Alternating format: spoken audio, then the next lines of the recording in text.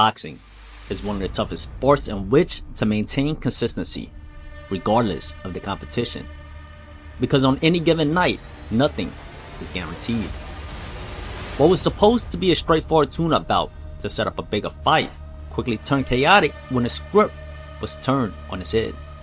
Heading into the ring, Plaint was a massive -2,500 favorite over Resendiz, a fighter most dismissed as mediocre, a mere dancing partner who was there to allow the lead to shine, or so they thought. Pacing is a complex and crucial aspect of boxing. While fighters' conditioning can fluctuate slightly from bout to bout, most boxers have a set level of stamina they typically bring to the ring. Plaint is known for starting out strong, but fading in the later rounds, and his fight once again exposed that vulnerability. His style relies heavily on movement, using an active lead hand to control the action, constant footwork for managing distance, and upper body movement for defense. Although Plaint managed to keep a steady punch output throughout the fight, Resendiz started slow but steadily ramped up his activity as the fight progressed. By the 5th round, there were rounds where Resendiz outthrew Plaint by as many as 29 punches. So you gotta follow up with what? Attention, but this overhand right was just on. Resendiz may not have possessed the most explosive jab, but his timing was on point. He knew exactly when to let his jab go, while Plaint relied on an active lead hand to keep Resendiz at bay. Any lapse in the control allowed Resendiz to first step into the pocket, to then let his jab go.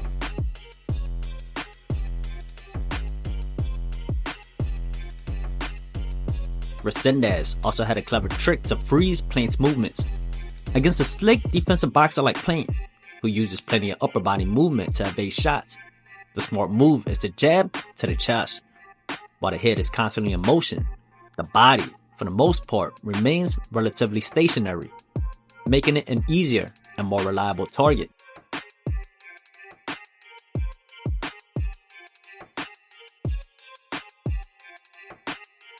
This brings us to the second key tactic that paved the way for Resendiz's victory. While Plaint's head was an elusive target, parts of his body remained vulnerable, with Plaint fighting from a bladed stance.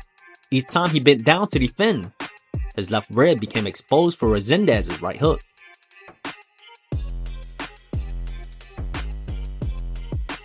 Going to the body. Resendiz. Even though Plaint kept his right elbow tucked in tight, there was still a slight opening to the left side, an opening Resendiz took full advantage of by digging his left hook into the left rib. And here we see a replay of Resendiz's body work. As the old boxing adage goes, if you want to open up the head, you have to first go to the body. These punishing body shots served the purpose perfectly.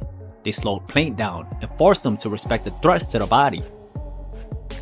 These body shots would then gradually drain Plaint's energy, a toll that becomes evident in the later rounds as the legs start to fade. And when a fighter's legs begin to fade, both the punch outputs and the power behind each punch inevitably declines, both of which were crucial for keeping Resendiz at bay. It's been almost all Resendiz. And the rounds of Resendiz going to do it for Caleb Plaint. Nope, unnecessary jump. Child that's weeks away from arriving. Totally changed. It shifted to Resendiz's shots. Think of Marcos Maidana when he backs down Floyd Mayweather to the ropes. That took might be his best weapon. What a powerful shot. He says he loves the... Resendiz also managed to break down Plaint's long guard, exposing its weaknesses. When Plaint extended his lead hand to control the distance, it left his left hand tied up and unable to throw punches, reducing the threat from that side. Resendiz would slip underneath the outstretched arm, targeting the left side of Plaint's body.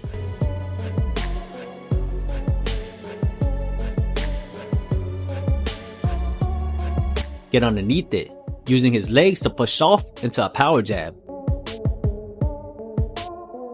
Cocky, and that's what he did. He put his hands out, pulling back, feeling comfortable. He's faded. I don't know. But to step in with his 1-2. Once Resendiz had established his jab and body attacks, it was his volume of combination punching and effective inside fighting that ultimately broke Plant down. Plant often reacted to Resendiz's initial punch by taking a step back, but didn't hold his ground to defend by dipping or rolling in place. This habit proved costly as it allowed Resendiz to plant his feet and string together combinations. Late left hook lands downstairs for Plant. Plant's Bentis.